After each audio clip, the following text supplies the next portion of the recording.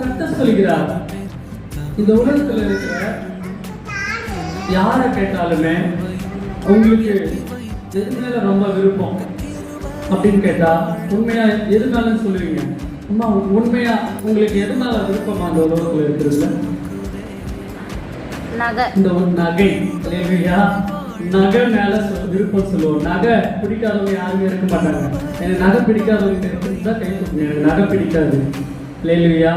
சொன்னபடி இந்த வாக்கியத்துல பார்த்தோம்னா உங்களுக்கு ரொம்ப பிடிச்சது கர்த்தர் சொல்கிறார், வெள்ளியும் பொண்ணும் தான். இந்த ஜனங்கள், இந்த உலக ஜனங்களுக்கு பிடித்தமானவைகள் எதுனா வெள்ளியும் பொண்ணும் தான். ஆனா கர்த்தர் சொல்கிறார், அந்த வெள்ளியோ பொண்ணையும் நீ விரும்புற, அதுக்கு மரியாதை தர, அதை பொத்தி பொத்தி வைக்கிற, சோ அதுபடி அது உன்னை ரட்சிப்பு கொடுத்து பரலோகம் கொடுத்து போமான்னு கேட்கிறார். ஹல்லேலூயா.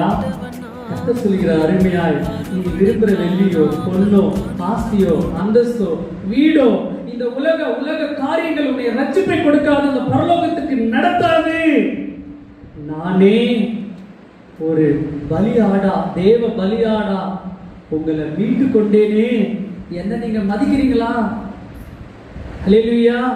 உங்களை நான் மதிக்கிறேன், என்ன நீங்க மதிக்கிறீங்களா?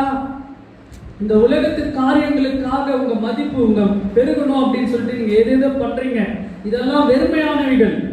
ஆனா யாரை மதிக்கணுமோ அவரை மதிக்கிறது கிடையாது. ஹல்லேலூயா. கர்த்தர் கடைசியா உங்க கூட பேசிக் கொண்டிருக்கிறார்.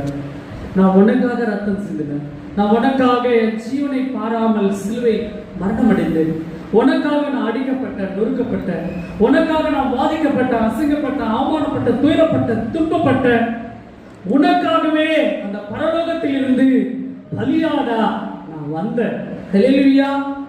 ஏன் கர்த்தர் அந்த பரலோகத்துக்கு இந்த பூலோகத்துக்கு வந்தார்னா, நம்மளை பெற்றெடுத்தது கர்த்தர்.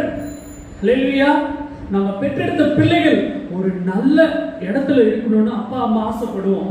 ஒருவேளை